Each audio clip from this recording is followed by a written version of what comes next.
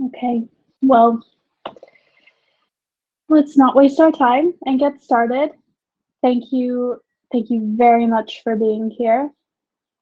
I see Regina has finally joined. Regina, could you please rejoin the audio for me? Today, we're going to ask some questions and get some answers. I think it's probably easiest if we go alphabetically in order of first name, just to make things a little simple. So to start off, I'd love if each of you could give a brief introduction of yourselves. Obviously, we know your names, but let us know how your name, maybe we're pronouncing it incorrectly, where you're currently based, which open source projects and communities you're affiliated with, and maybe just a little highlight from the pandemic.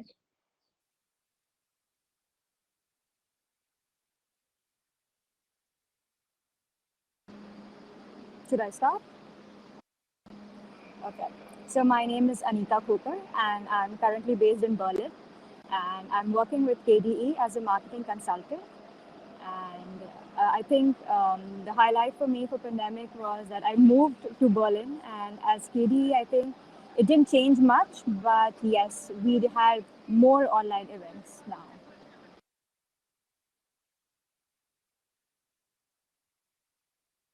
Thanks, Aniqa. Please go ahead. Yes, so hello everyone. First of all, thank you, organizer, for the invitation. My name is Phuc. I'm currently based also in Berlin, Germany, but normally I would be living in Asia. Of course, also of the pandemic, I've been here for a while already. So I'm associated with FOSS Asia. I'm one of the founders of the organization as well. So this is a Singapore-based organization that develop open source software and hardware.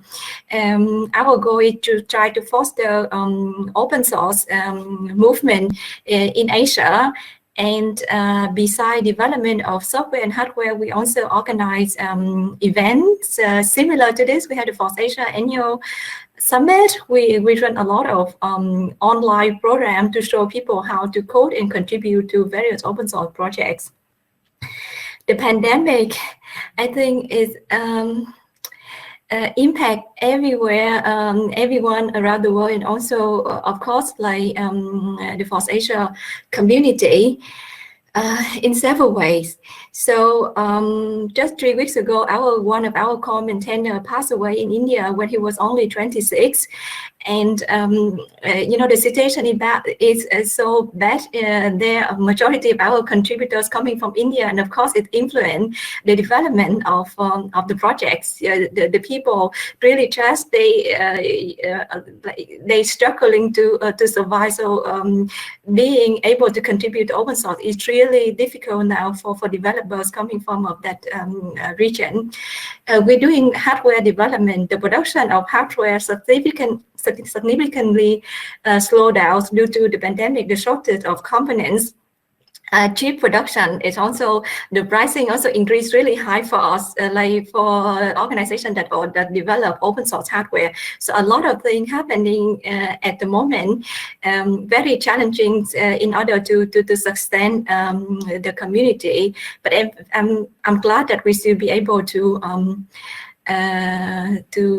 stay together and continue what we are doing. Similar to the Linux app summit, we run our FOSS Asia summit online this year as well.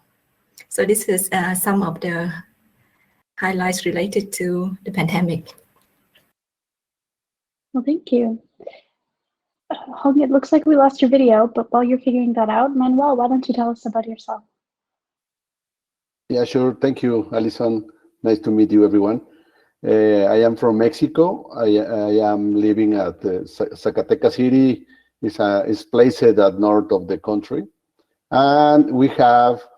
I am working with open source for about 25 years.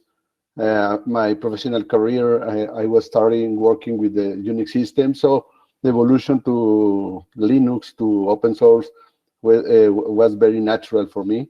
So here in Mexico, we are working. We have 9 years working to strengthen FOSS community around all the country of Mexico. We have a very important community named the Open Source Lab. In Spanish is el Laboratorio de Software Libre, because my shirt is LabSol, Laboratorio de Software Libre. See, is the name of our community. Right now we have 65 university strengthening the community open source around these universities. As you see, it's a community of academics of universities working together to create, to develop innovation projects. Every project, all the technologies exclusively, we are working with FOSS technologies. So we are conforming a very strong community using, develop, and adopting the use of open source software here in Mexico. Open Source Lab community is working development maybe around 51, 52 projects every 6 months, with 120 students from the university working to develop this kind of project. So this, I think, is a very, very important community, strengthening the FOSS community. And right now, I am teacher from University of Zacatecas, the biggest university at our state. And recently, maybe 3 weeks ago, I am proudly member of Genome Foundation, and we are working together with Google open source community. So we are trying to ally with very important leaders about open source around the world. So this is me. Thank you for the invitation at this very important panel. Thank you, Allyson. You're most welcome. We're really happy to have you here too. Well, next would be Mustapha, and I see he's not joined with his microphone. I'd like to ask Mustapha, please rejoin the audio with the blue headset button underneath the videos.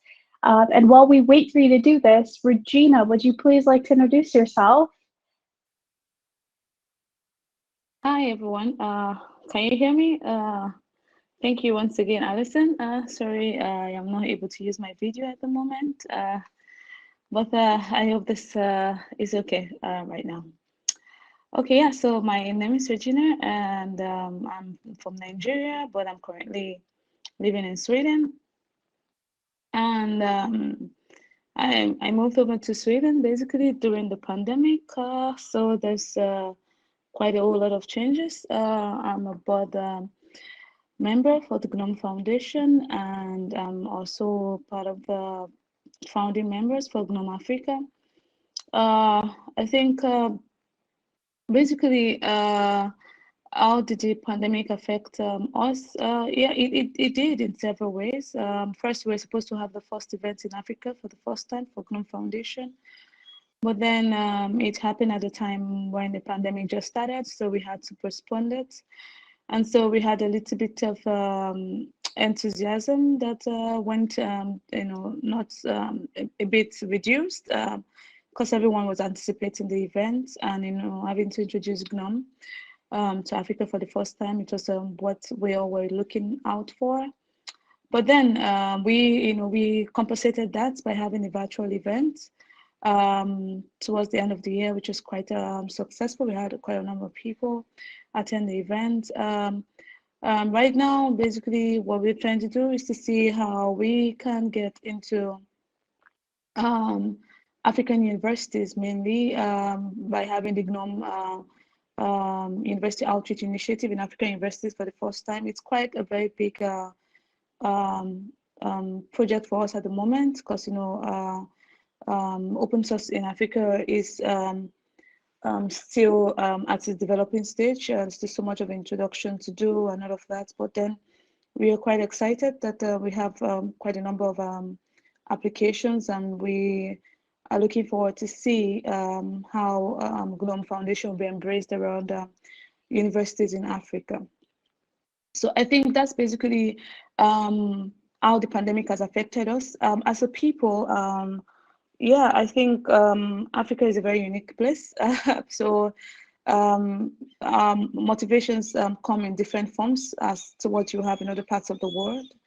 And so the way we treat events here basically is different, and the way people get motivated to want to do partake in open source also is a lot different.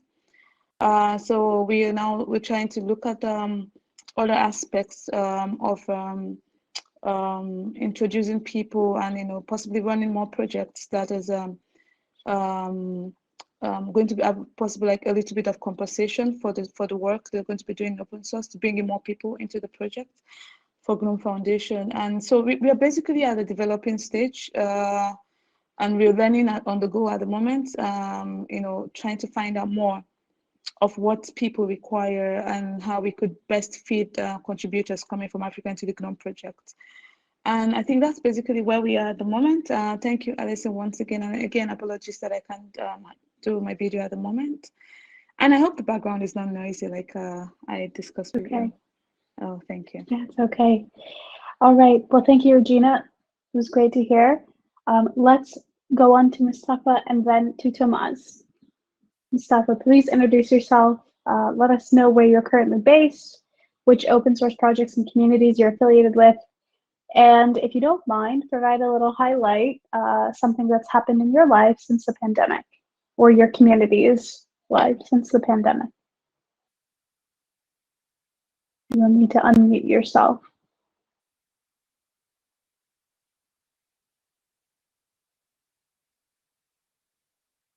Okay, maybe Tomaz, would you mind sharing with us?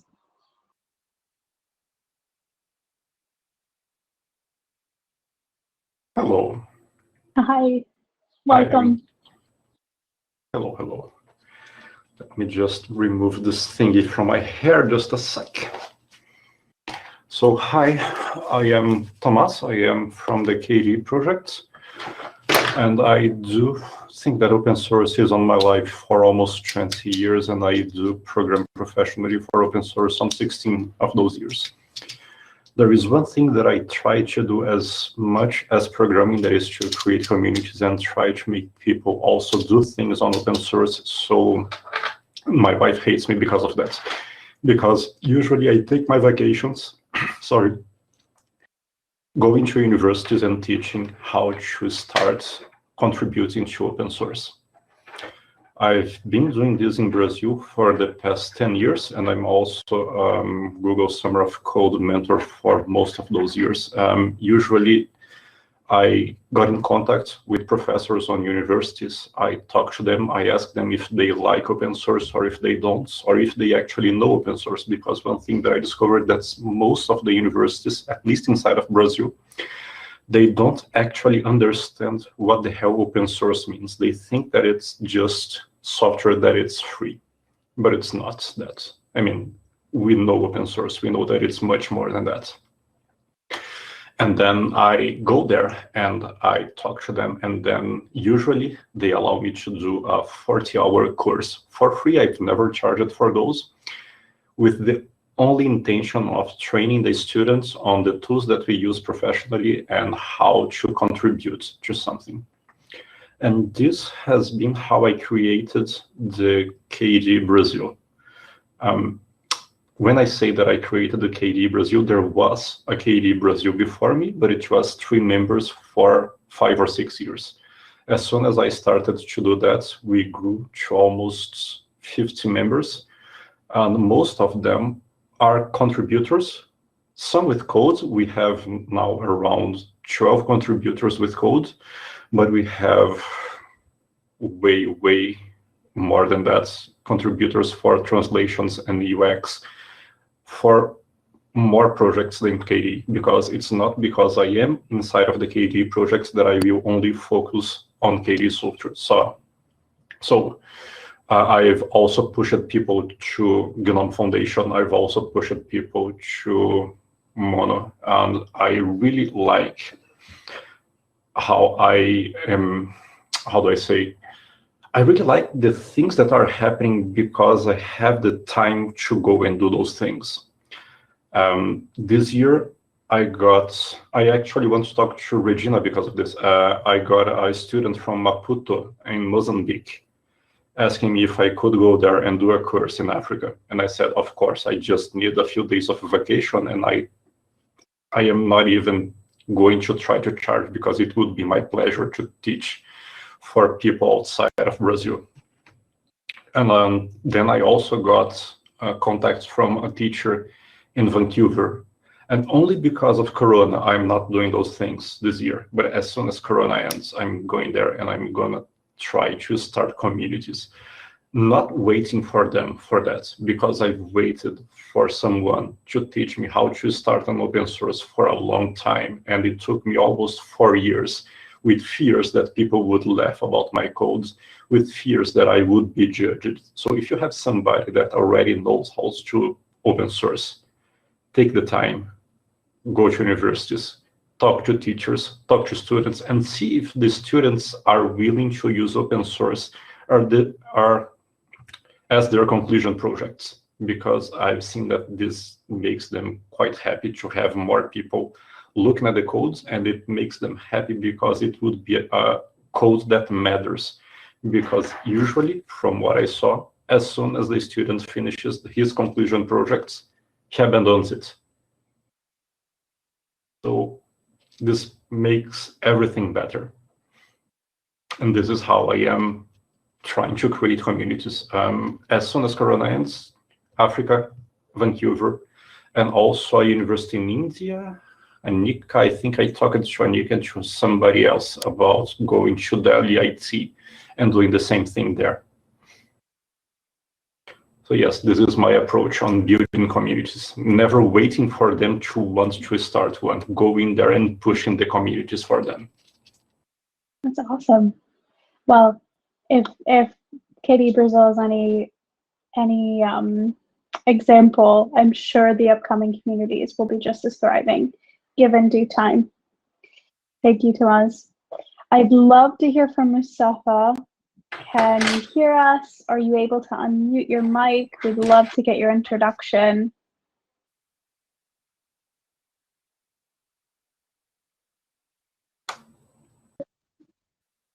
Hello. Okay. Hi, hello. All right. Well, please give us a quick brief. Let us know where you're currently based, which projects and communities you're affiliated with, and maybe a brief highlight from the pandemic. Good all. My name is Mustapha Abubakar. I'm working with Open Source Software Foundation. I'm also the founder foundation. Our activities is organized, especially FOSS. I'm very sorry, Mustapha. Your connection seems to be breaking up quite heavily. Yes. Can you hear now? It's quite spotty. Hello. Can you hear us? Yes. Can I continue? Yes. It's really staticky. Just to be aware. But please continue. If we continue, maybe production is okay. We can continue.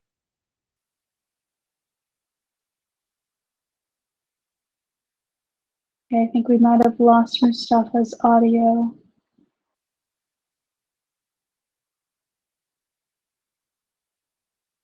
I do apologize. It seems like there are some technical difficulties today. Okay.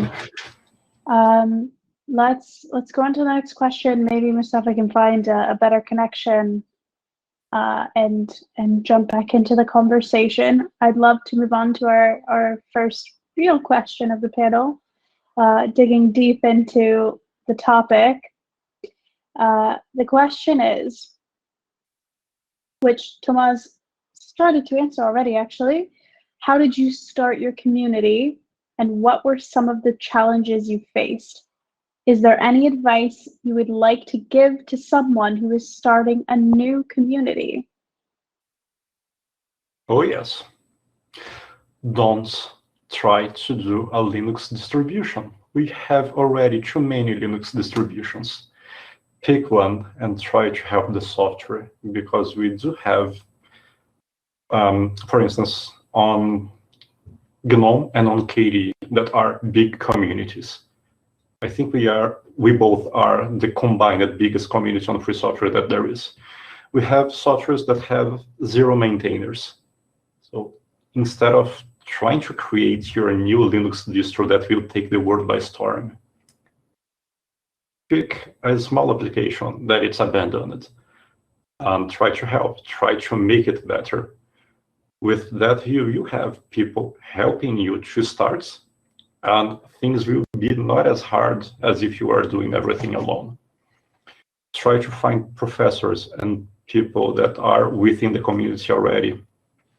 Try to push the idea towards your study group or your university. Usually they are open. Sometimes they are not really onto it, but usually it's because they don't know. And do not wait because there is nothing around there or there is no work based on open source near where you live. Because nowadays the work on IT is global. You can work whenever you want, wherever you want. Basically that. And don't be shy. It's important not to be shy. Yeah, if you are shy, you're not going to talk to people. If you're not going to talk to people, nobody will look at your codes. Your mistakes will be still the same mistakes that you did as a student because there is nobody to correct you. And don't be scared on people correcting your codes. I mean, I have 16 years of experience writing source codes. Sometimes my students, they find errors and they fix my codes, and I am so glad, because people fixing my code means that I don't need to work on that. Thank you. Well, I saw some head nods from Manuel and from Aniqa on your comment. Aniqa, would you like to follow up with that? I know you are doing lots of work with jumpstarting the KDE network. Maybe you can pull in some experience from there. Sure. So we recently started KDE Network, but I think it has been very successful. And in India, Kerala, there were a lot of things happening, but we had no idea about it actually. So I feel that starting a new community is about finding the right people actually. If you find the right people, you can actually start a community, and if they are dedicated to it. Because I feel, if they do it for maybe, just 6 months and they just leave you, there's no point, because you want people with long-term commitment. And also not just one person. That's what we decided for KDE Network. Because if you just have one person, that person cannot start the community. You need at least 4 to 5 people so that, if somebody is busy, the other person can replace that. So in India, what we did is that we have around 5 people over there. And just as Thomas said, that, you need to connect to universities, but you need someone who can actually, understand the language of the community. I'm saying about not only the language in terms of language, but how they feel, their way of communicating, because that's how you can enter the community. Like also about the Nigeria thing, which Thomas mentioned.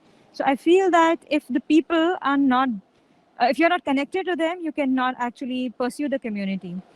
Also, I think when KDE started in 1996, the main thing which KDE was lacking was diversity. And now we have KDE Network in India, and hopefully we are starting in China as well. So I feel that, this diversity will actually create harmony, and it will bring a lot more people in the community. And the other point which I feel is that you need to accept the community, not only technical person and non-technical as well. So you need to create that awareness that we are just not about technical people, but also non-technical. Also, and sorry for the mask, because I'm actually in Hamburg at the Central City Station. So Better to be safe than sorry, for sure. Absolutely. Thank you, Aniqa. Hong, and then Manuel, would you like to take it on? Yeah, sure. Well, As teacher of university, I understand absolutely the words of Tomaz. We are trying. The open source lab is located at Zacatecas State Science and Technology Council, like a government state. So we have from the council the approach or the close collaboration with all the universities of the state. So we have three challenges to start this big community right now. The first challenge is to have the trust of the universities, beginning with the teachers and going with the students, because there are the open source language, the open source philosophy here in Mexico is very low. So we work to try to get the trust of the students and the teachers. The second challenge was when we got the trust of the universities, teachers, and students, we worked to go to public the dependence of government, to private companies, to have the trust to develop projects around open source technologies. So, but right now we have working to reach, to ally with big leaders like Genome. I was just finished Genome Engagement Challenge from Genome. So this was an amazing experience for me, because we have more of 150 projects around from the maybe 50, 60 countries around the world. So I was see the very important philosophy of open source and at another countries, the other continents. I have the pleasure that I was being in Brazil sometimes. I was in FOSS, I was in Porto Alegre. The community is big community, but the more important, the really matters around Brazil for me is the philosophy around open source. So it's a very big. How do you say? It's a very important goal for us to work to create this philosophy around open source here in Mexico. And I mean, like I'm a Genome member right now, I am working specifically to work to strengthen this community.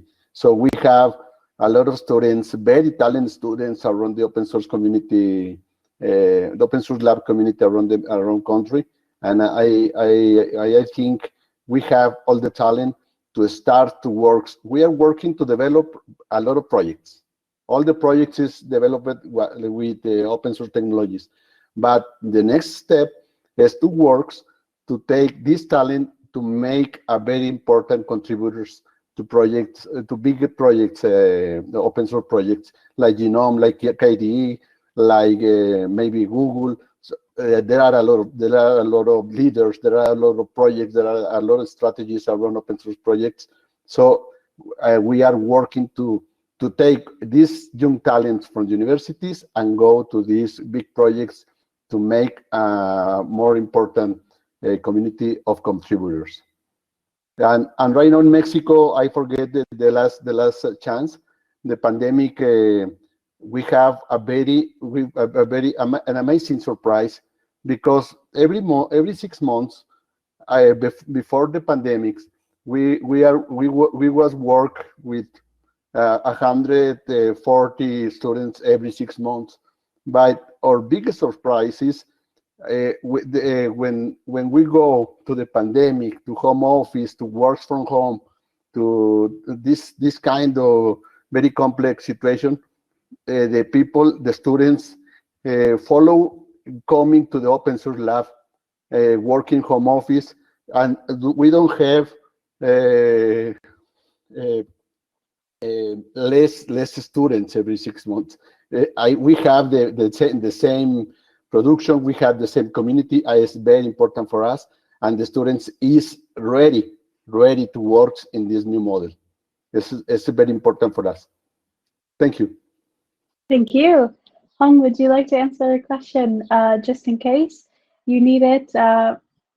How did you start your community? What were some challenges you faced at FOSS Asia? And what's some advice that you give to someone starting a new community? Yeah. Yes, so I hope you can hear me. Okay, good. So how did I start FOSS Asia? So back in 2009, so at that time, like the open source definition, the idea of open source still very new for a country like Vietnam. I'm originally from Vietnam, by the way. I also did not study computer science myself, but during university, I got involved in the Linux user group, and I got a lot of mentorship from the people from community, and I soon realized the opportunities with open source in developing country like Southeast Asia.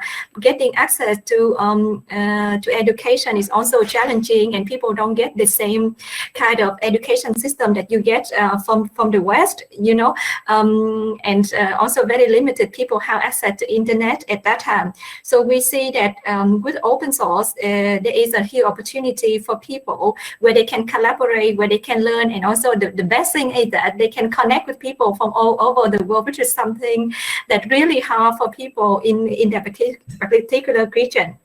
So what I did in the beginning, my partner and I, he has many years working in open source. He originally come from Germany, moved to Asia.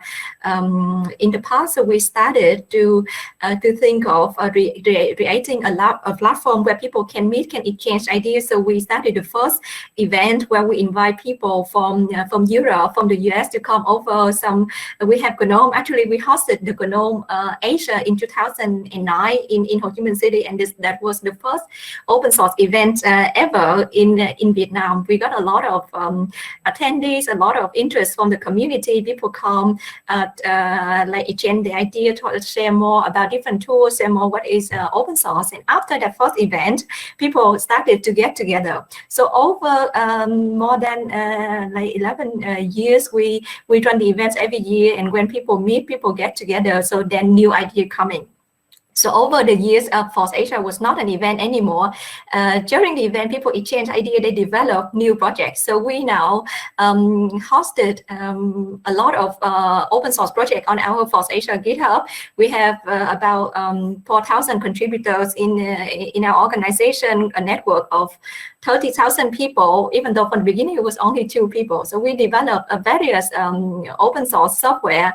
We have event management, we have a search engine. We also look into AI technology. And I mentioned in the beginning, we developed an open source hardware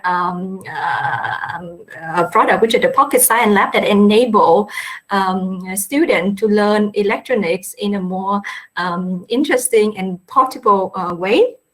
Yeah. So that was the journey. I am not going to spend so much time talking about how we're getting here today, but what I want to say is a lot of challenges that we face along the way. But one thing that helps us to continue, that if you believe in something, continue doing something, that you persist with your idea, no matter if it's difficult, challenging, we will still try to connect with people and try to make things happen. One of the biggest challenges of FOSS Asia, and I think with many other open source projects and communities as well, is the resources. We do not have a big company who backing us, right? Sustainability is always a big issue. How can you manage to continue to develop the projects? There also the question of getting contributors on board. Aniqa already mentioned earlier about like how to try to engage different people. You need to speak their language. You need to be open and embrace diversity. And it's also very similar to the FOSS Asia community. And I think Regina mentioned in Africa, people have different motivation why they get engaged into the open source community. It's also similar to Asia. What are people motivation? We need to understand the people motivation. So when you come to developing country, all you want is to have a stable life, to take care of your family. We don't have a healthcare system here like in Germany or everywhere. So we need to understand what people need and show them the opportunity they can get with open source, building the trust in the community. So this is something that we believe that will that works over the year, and enable people to do more things, enable people to be independent, enable people to build skill that they can market themselves in the job market, enable them to earn a living, to sustain their life, so that they can continue contribute to open source. And we need to be prepared that people will leave at one point. So how you can get new generation to contribute is about what Manuel mentioned earlier, the education. So work with university. For several years, FOSS Asia connect with university in Vietnam, university in Singapore, India. We have several workshops across India. We have hackathons also in India and China. We work together with Tsinghua University in China. So it's really important to work with the local institutions. And I just want to add one more point. If you are thinking of starting a community, I want to reference what Tomaz said earlier. Don't just start a community. Think of what is your goal. Maybe it can be achieved already by being part of the existing community. Is not an easy task to do. So if you want to foster there's so many projects out there that you can contribute to. If you really have a specific goal that you want to achieve and no other existing communities can satisfy that goal, then think of like to start something, but it's not an easy start. Starting something is easy, but manage how to sustain is really difficult.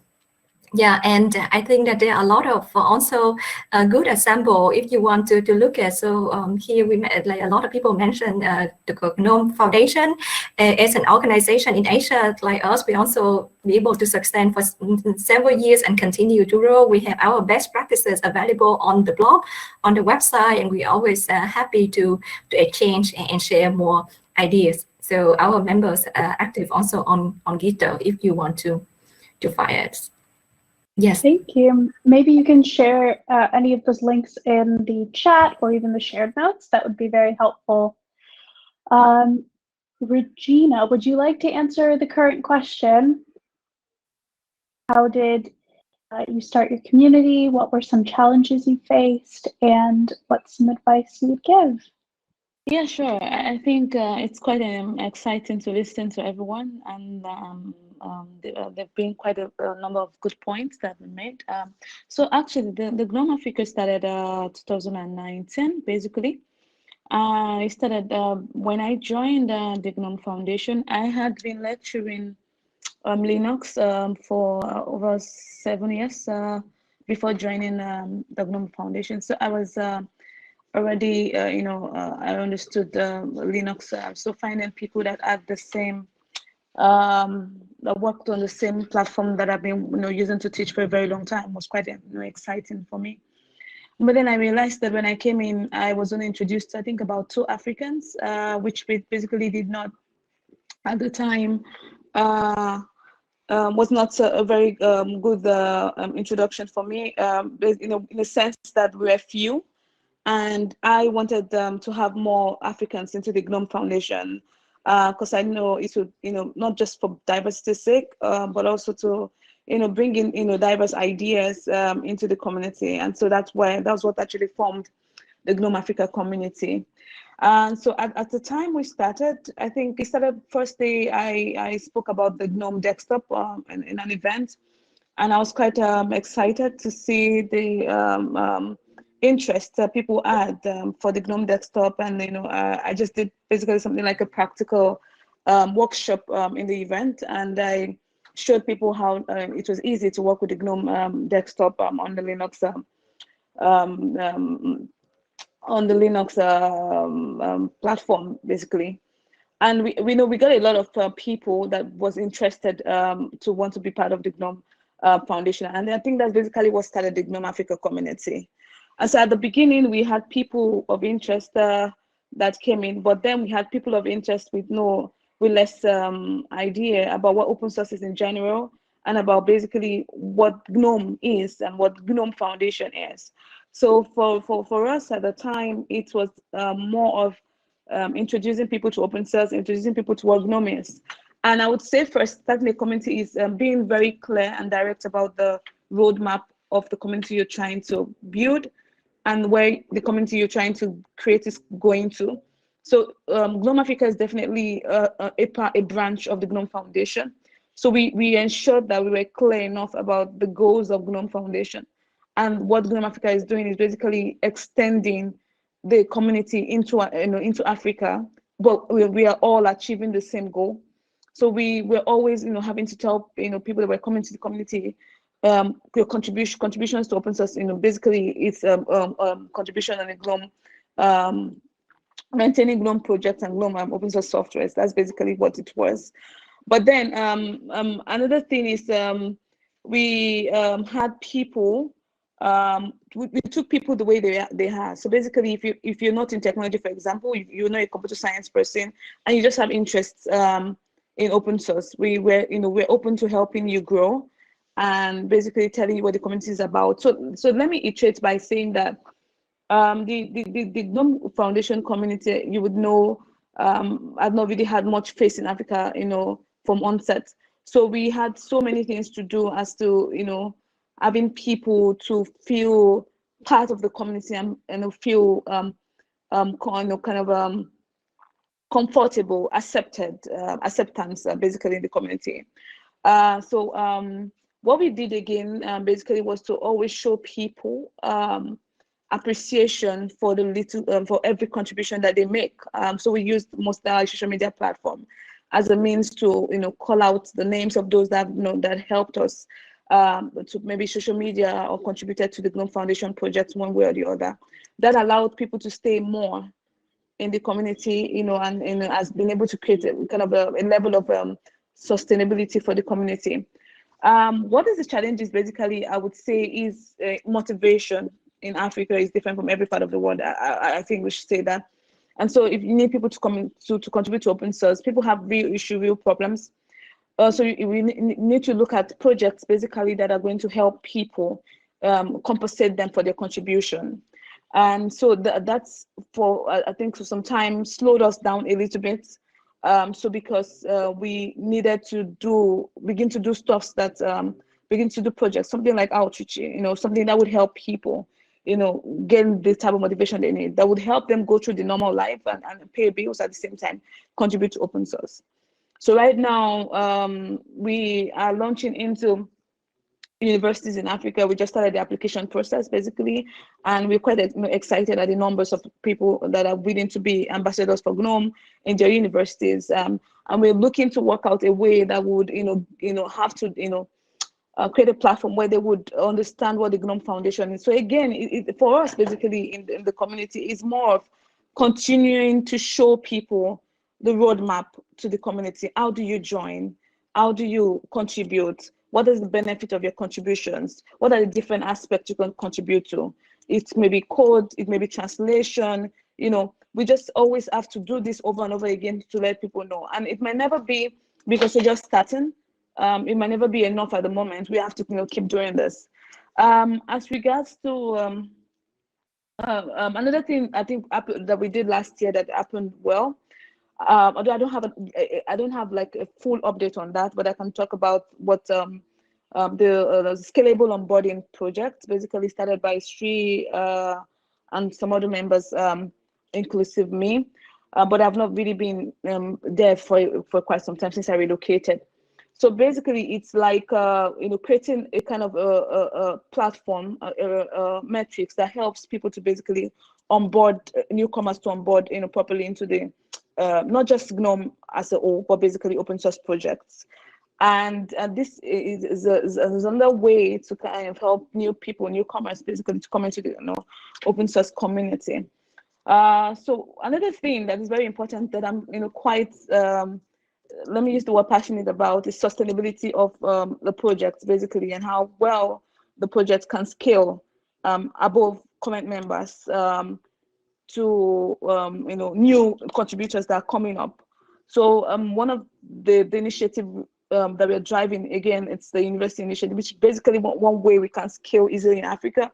and we can, bring sustainability into the project and have more newer people join the community.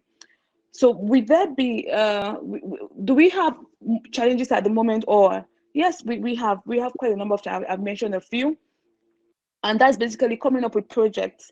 We hope that there will be more projects like Outreachy, where people can actually get, compensations for open source contributions, and more projects like Manuel says, like the education project we did with GNOME, which is basically a very good project. So we need more of those type of projects, basically in open source, to help people from diverse communities join the open source, and we get more diverse ideas from that part. Another challenge we are having is basically having to talk more and build a platform for how people can understand what GNOME is about as regards documentation and all of that. So what we are doing in GNOME Africa at the moment is to try to create a platform, more like a platform for GNOME Africa, where we have like a very, very videos and pictorial sequence of how the GNOME Africa was created, and the contributions that different people from Africa is making at the moment. And have that documented in a way that when a new African comes into community, we can tilt them to the platform, and they could see the roadmaps, and to be easy for them to basically come into community. Because like I think Manuel mentioned, GNOME Foundation is big, KDE is big, and so there are quite a whole lot of projects that can be contributed to. And sometimes one can get lost in the old roadmap and not knowing basically where to start and all of that. So we're trying to make sure that for the GNOME African community, we create a platform that allows people to easily come in, and they don't get lost in the crowd, and they know where to start, and they know who to reach out to and who to speak to at any point in time. So I think that's basically where we are at the moment with the issue with sustainability. So I think overall in general is basically ensuring that we're making projects that creates conversation, ensuring that we're building type of project that allows people to scale outside the users. I mean the people that started the community, to newer people taking up challenges and all of that. So these are basically what we are doing at the time. We're doing that early because we want to create the right foundation for the GNOME Africa community. Right. Thank you. Well, Mustapha, let's see if we can get a little bit from you. Let us know where you're based, which organization and projects you're affiliated with, and how did you start your community?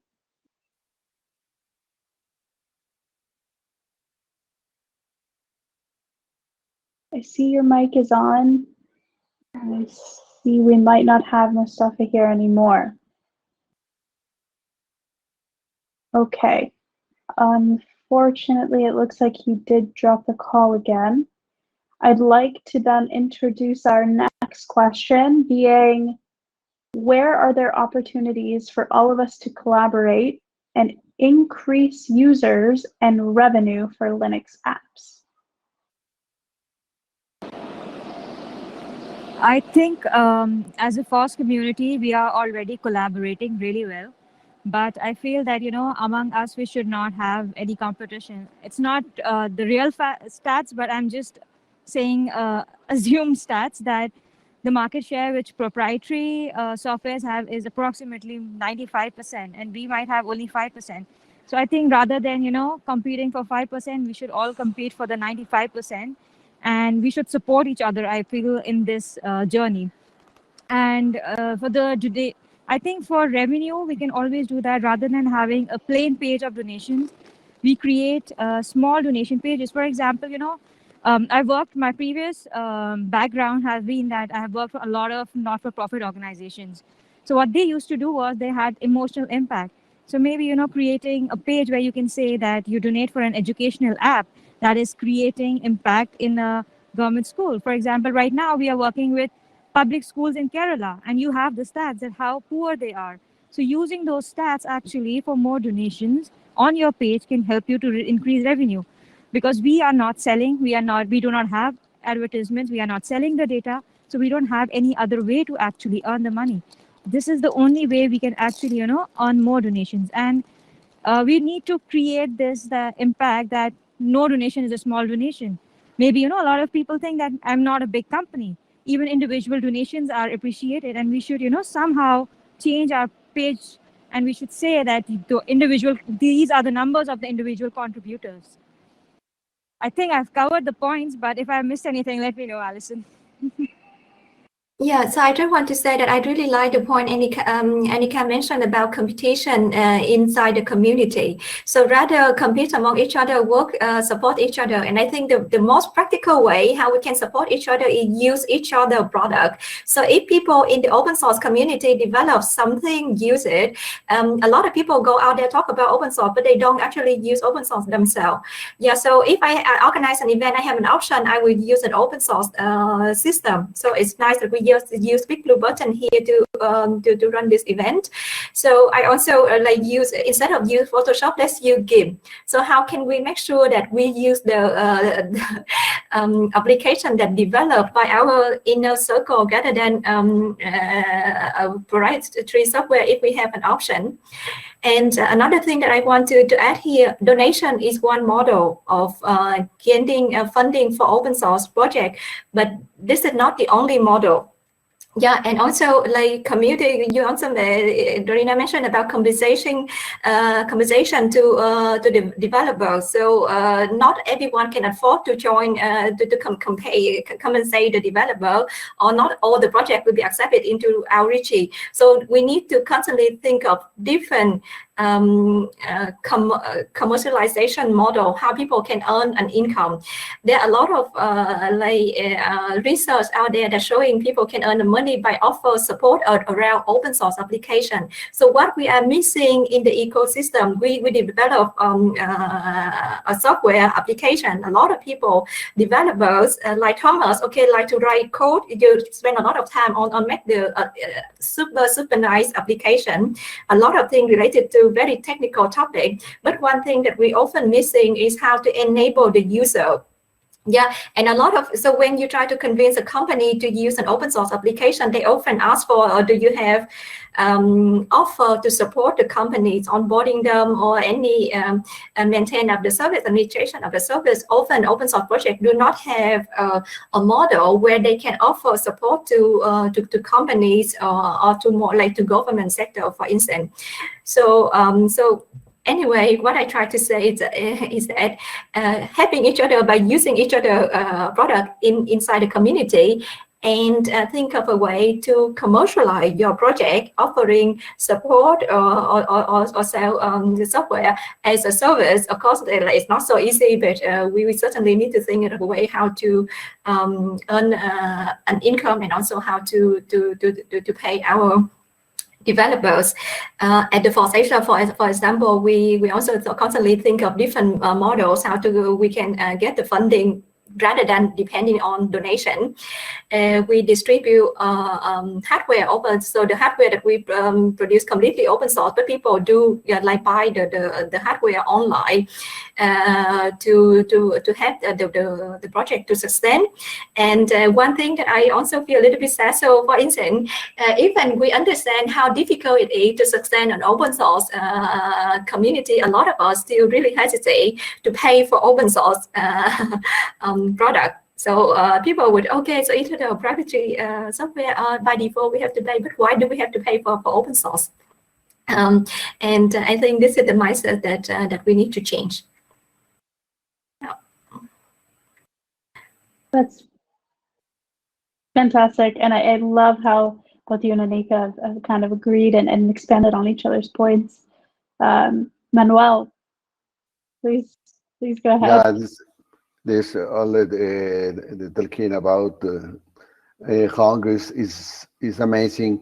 Here in Mexico, we are working to create new companies, little companies of technologies and innovation projects of innovation with technologies focused with philosophy open source.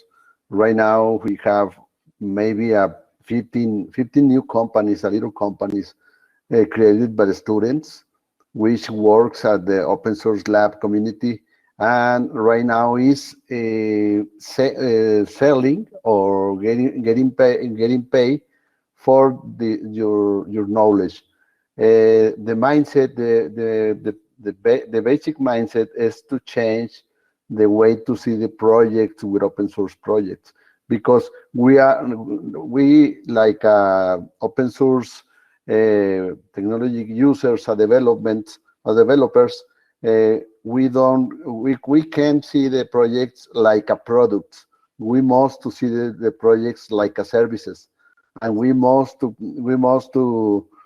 get to make invoice to get money from our knowledge. I think the open source is a very good opportunity to create a new business model, to work to create a new companies, a new economic model to strengthen the actual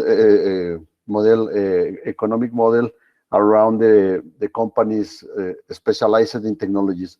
So it's very important to take the young talents and to take to the new companies and to get all the talent to create new business model around open source technologies. So this I totally agree with Hong, and we must to approach to the young talent to get the trust to create our own companies. I think is the main way. Here at Zacatecas, here at Mexico, we have all the support from government, but we don't have thinking only is the only way to support or to finance our project. We must to try to create a new way to strengthen this kind of models, and the new economic model, new model of business with the open source is a very good opportunity for everyone. Thank you. Thank you. Tomaz, would you like to take it from here?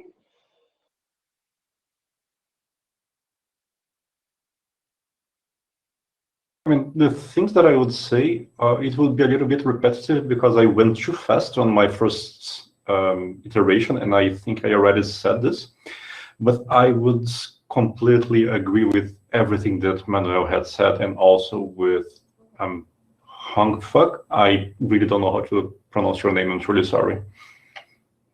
And Manuel, I actually want to ask you if we could try to get a few people on Mexico, not just GNOME, and then try to do what I said, go to some university and do a course for the teachers, for the professors, and for the students.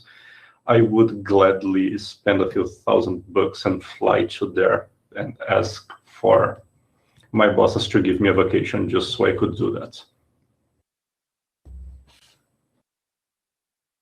Thomas, so my name is Hong Phuc, and it has a Chinese origin. It means as a blessing. If it's too difficult for you, you can call me Hong. It's also okay. So in the Chinese way, yeah. So in the Chinese way, it's Hong Phu.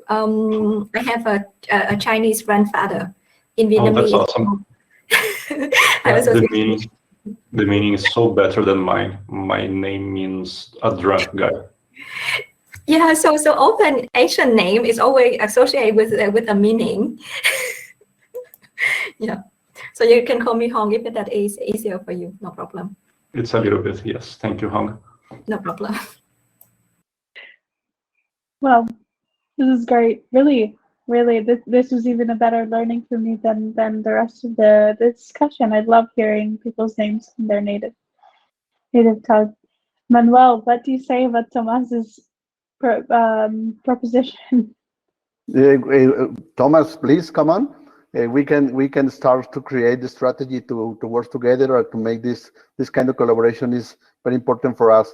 We work every day to try to approach to reach the alliance with the leaders, with the specialists, but the most important thing for us is with people like you that knows with trying to teach and to take the knowledge to university is a very good strategy. I am teacher of university, Thomas. So I know what is the more important I don't know requirement to get all the talent to the FOSS project, to the FOSS communities like our community. So Thomas, Phuc, and everyone, please, you are welcome to Open Source Lab community. And it's a very good for us if you can work together with us and let us to work together to take all resources to help you to every kind of strategy that you have. So please come on, Thomas. You're welcome. Everyone, every time you want. Sorry, thank you. Amazing. Well, before we segment over to the questions in our shared notes, because I think those are very much worth asking, because we do have about 10 minutes remaining. Regina, would you like to add any additional comments to our question being, where are there opportunities for all of us to collaborate and increase users and revenue for Linux apps? Keeping in mind, we do only have about 10 minutes.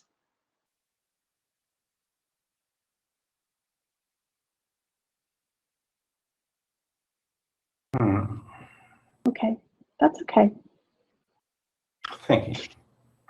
Yeah. I do have one application that is trying currently to join a broader community. The name is Wired Panda.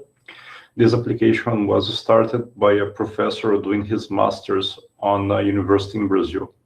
The problem is that the application is actually awesome, and he does not know what to do with the awesomeness that the application is. So I'm gonna try to write here try to remember the name of the website. And I am just pasting this here on the chat. It is wiredpanda.org. We are looking for people right now, for universities, to adopt the software and make it grow, because this is an awesome software to teach about, wires and logic circuits. And we are trying to create a little bit of network around this application. Fantastic. Okay, let's go to our questions from our audience. First question is, what do the panel think about creating or joining a log? I'm sorry, don't know how I'm supposed to pronounce this one. I guess, is it the Linux user group or on? I'm assuming yes, Linux users group. And thank you for whoever just typed it in. So I think the first thing would be to do not use abbreviation, because people from different regions might not understand what we mean. So I think that we should always spell out the word. This is the first thing we should do. And to answer to that, should I just go ahead? Yeah. Okay. So what do you think about creating or joining? So I will highly recommend it. So a few years back, whenever I travel to a new city, the first thing I would look for the Linux user group. I remember one time I traveled to Johannesburg in South Africa. So I contact someone in the Linux user group. I met him, and later on he came to the FOSS Asia Summit in Singapore, and we have the connection there. If you reach out to people and say that you come from similar background, they always welcome you. And when I first learned about on open source, it also come from the Linux user group in my university, where people helped me to install Ubuntu for the first time in my machine. Unfortunately, it was very popular a few years back.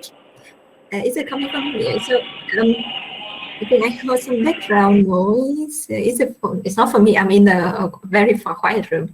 A few years back, right, Linux user group were very popular, but not so much recently, because there's so many new technologies. So people create user group around a certain technology, and not so big about Linux user group in general anymore, but more on the distribution level. For instance, you see Ubuntu user group also like very popular everywhere. So it's not like before. In the beginning, I remember like 12, 15 years ago, it's always about the first contact would be the Linux user group in different cities. But now that generation, they're getting older, so they're not so engaged and not so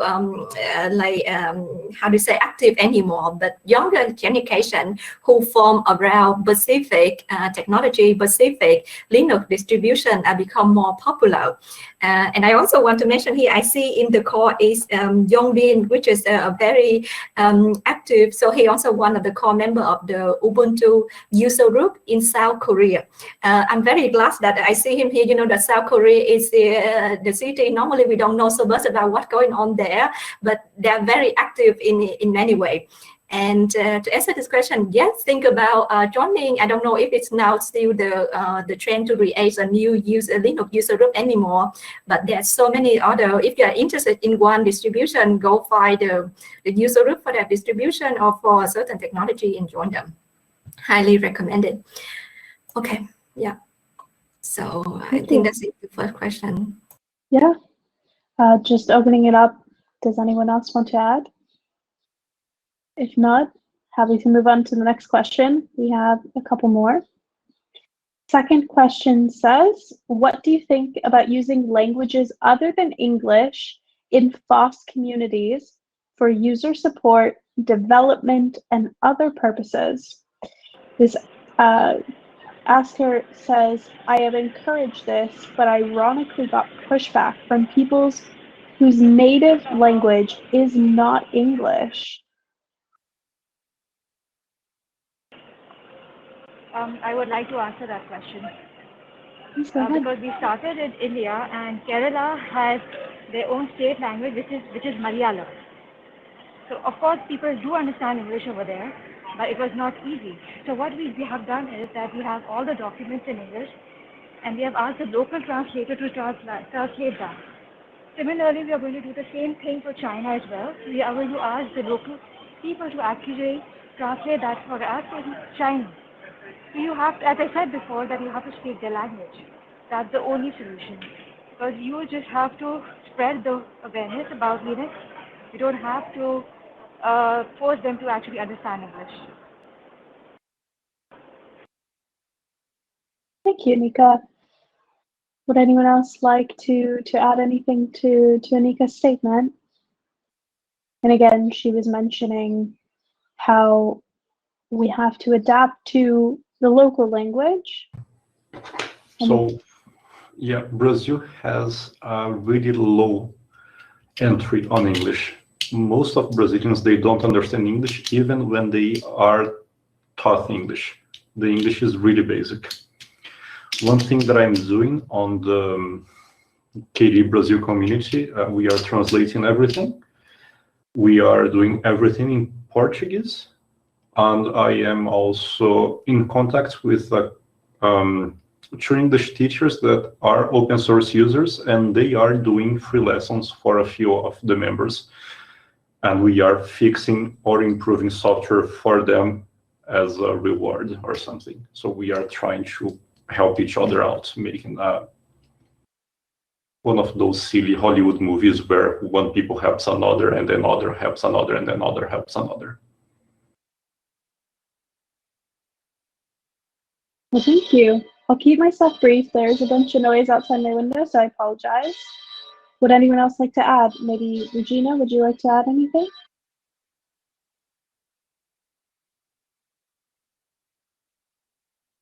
You are needing to rejoin the audio.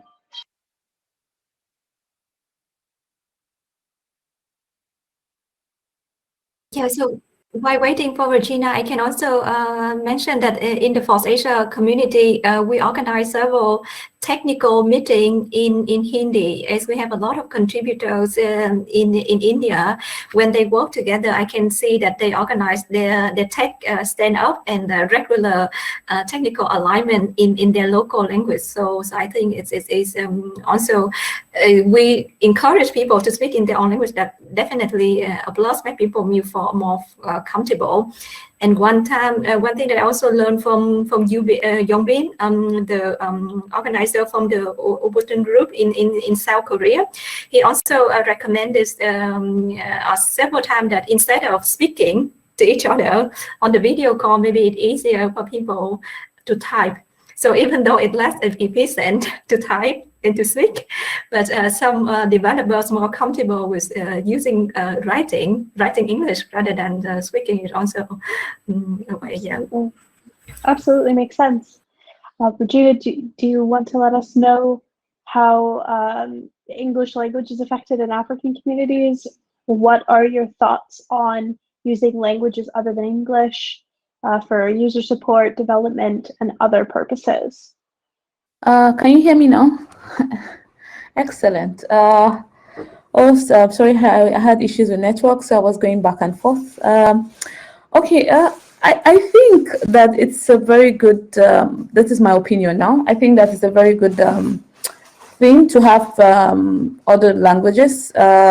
Translation basically in open source project excites me a lot.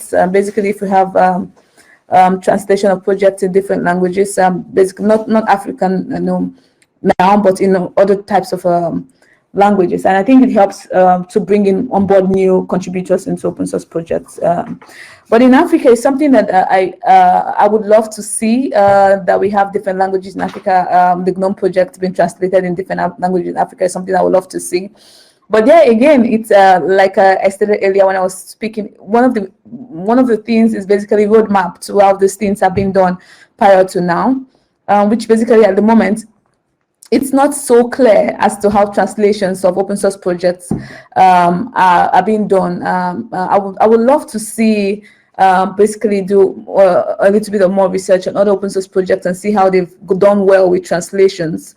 And it would be, very nice to imbibe that in the GNOME Africa community, basically in the GNOME project as a whole, since we basically are working to see that there's more visibility for the GNOME project. So yeah, I think it's a very good initiative. Great, thank you. We are nearly out of time. I would love to at least get the next question out in the world for everyone. It is, how is the open source software trying to call out for companies so they are more attracted to use non-proprietary software? Also, how is open source handling the demands that most of the proprietary software can handle? Many times we want to use open source software, but they just can't keep up with the features of proprietary software. Therefore, companies will pay for the proprietary software instead. Why the companies are not also paying for the open source software to develop themselves? I mean, if the only problem is money, they can hire developers to do the job and improve. Yeah, so, yes, the answer is we cannot compete. We just don't have enough money. We are not Google. We are not Microsoft. How can we invest further into like open source software? But it doesn't mean that we don't have a way to succeed. So earlier we mentioned about offer support for open source around open source software as a service to offer to companies. So a lot of companies do not make a decision on using an open source because they hesitate of the support system. Do they get support to get a meditation service from open source application? And another thing, how we can encourage, I think here in Europe, and it will be soon happening everywhere around the world, like the legislation, the government starts to embrace open source. So if we have something coming from the government level that encourage and provide more embrace open source more, I think companies will also started to look into open source. In Europe, there are a lot of funding for companies who want to develop or start open source. I'm also part of the Open Source Business Alliance Europe. So these are a network of companies that doing that develop open source application or using open source. I think we need more like this. So companies get together, and if it change on the government level, where more adoption of open source being embraced everywhere, it also change the ecosystem. How many software, but they can't keep up. Yeah. So I think that chapter. Yeah. Just one thing. Increasing on what Hunt said, those companies that do not work on open source, they are also using open source a lot, like really a lot. Probably their web servers are running Linux. Probably their web services are running PHP. Probably there is something on Python involved. Their routers are running Linux. Their phones are running a kernel on Linux. So yes, they are using a lot. But why they are not spending a little bit trying to improve? Free software does not just mean that you can get it for free, but people are working on that. And people need to get paid to work on that on their not free time. I work in a company that luckily allows me to do open source for a living.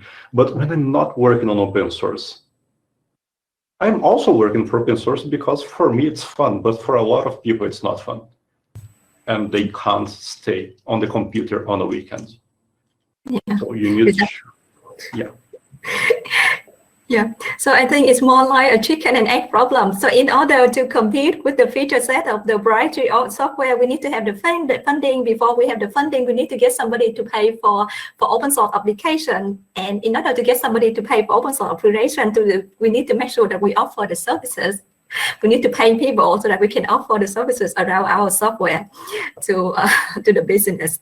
Yeah, but I think with the current development, and of course, we did not have a chance to go to another question when we discussed about how the pandemic influenced the FOSS ecosystem. I think, of course, it's not good, the pandemic, but it also opened up a lot of opportunities where people see how important it is to be transparent, to be collaborative, to be open, to develop better solution altogether. So I think this is the right time, and this is also the opportunity for us. We see a lot of open source application in health, like being developed during the pandemic, and they are more in different industry. Yeah, and I have a high hope and also very positive for the future of FOSS ecosystem, even though it is challenging. Well, thank you. Okay, well, our next talk begins in 10 minutes. There is only one more question left. If you all are happy to give it a quick answer, I'm happy to give us the time for it. So I'll take silent yes. The final question from our audience is, what success story can you share on a self-sustaining project that you have been involved with or influenced? I see there's a link being put into the notes. Yes. Well, would you like to, or Hong, Tomaz, Regina? I think both GNOME and KDE are a really good example of a self-sustainable software. I mean, GNOME is used on really huge Linux installs from the Red Hat, that it's a really expensive Linux. Red Hat is more expensive than Windows Server, and it's used there. So just to show that free software does not mean that it's gratis. And KDE is up and running since 96, 97. I mean, it's more than 25 years. There is a lot of people that are working today on KDE that could have been a KDE son if KDE was a person. And this is self-sustainable. They are, I think, just too big to fail now, even if they are not like a company that deals with currency. They don't actually need currency to keep up, but they do need a little bit of currency just to make people together once or twice a year, because it's much better to work with your colleagues by your side. If I may, okay, okay. So I also put in the two projects that I directly involved. It's under the FOSS Asia community. So the first project is a hardware project, the Pocket Science Lab. So it's been developed for about 4 years now and being sustained. So we have different ways to sustain the two projects. So the Pocket Science Lab, we sustain this project through like different source of funding. We work together with the EU on the Horizon 2020, and we also get funding from different programs where they have to grow the open source hardware ecosystem, and we also offer the product. So the board that we make, we sell on different channels. So distribution in China, in the US and Europe, everywhere. So selling the device into a way to get an income to pay for the development. So this is the first project. The second project is an event management system. Event.ua, this is also entirely open source, and the model how we can sustain this Event.ua is similar to Eventbrite or not a commercial service. So people pay for open source community. If you don't sell a ticket, you don't pay. But if you want some kind of like commercial sales ticket, so we charge on commission, like for a small commission when you earn an income. And I think this is also like often seen model for many software. Yeah, so you pay when you also get an income for your event. This is the two projects and two different funding model that I've been directly involved with. Let me just add to that. Basically, I think just to expand on the GNOME Foundation project, basically. Looking at the GNOME Foundation project when it started, apart from it being self-sustained from funding that we get, basically you would see that the GNOME Foundation also have a way of creating legacy programs, basically that allows it to continue to sustain itself. For example, projects like the outreach that came out from GNOME, and now we are running the educational challenge as well. And GNOME Foundation is basically still, looking at other ways to scale as well to, to bring up sustainable projects. So I think sustainability, if we look at it in a more diverse way, it's the project is not relying basically on what it has been fed with for over 20 years. The project is expanding itself to other, aspects of the world globally, and I think that's one of the exciting thing about the GNOME Foundation project, basically.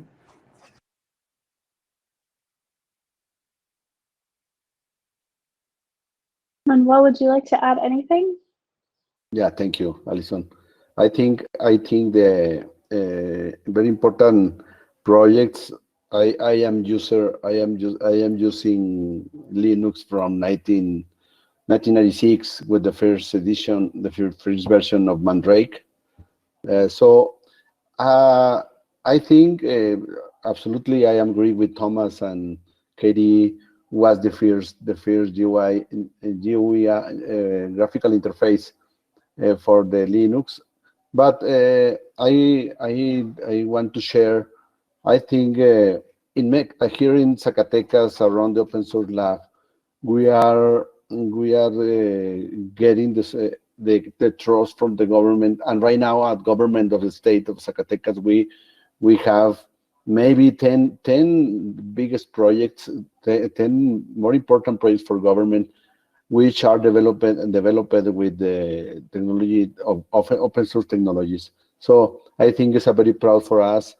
Because our projects, which don't have the government don't have to pay expensive money, because we are working from open source lab. But the more important is our guys or students which develop this project is working for government, like support, like technical background to this kind of project. So it's more important because they go to the government and working for this specifically for this project, together with this project are working to develop maybe 5 or 6 another projects for this instance from government. So I think the model open source lab may get impact to the government. Right now, we was starting to try to adopt and to migrate to use open source at government, but it's a utopia, because It's very complex, the market around open source, around in technologies. So, but we are right now, we have at government maybe 95% of our infrastructure of government are working with open source technologies, and I am sure it's a very good. It's a very good impact. It's a very good benefit for the government. I think very important for us. So we are working. We will work to make more projects, but in the same way, we must work to create new companies with open source technologies, with new talents, with new entrepreneurs creating or these own companies. I think this is that. Thank you, Allyson. Thank you all. Really a big round of applause for each and every one of you today for joining us and being a panelist here. I think your insights were absolutely wonderful, and it was great to hear some background about your respective communities. Again, cannot thank you enough for joining us, and we hope you get to enjoy the final couple of talks here at LAS. If not, have a great rest of your weekend. Enjoy your day. And for our viewers, we will be back in just a minute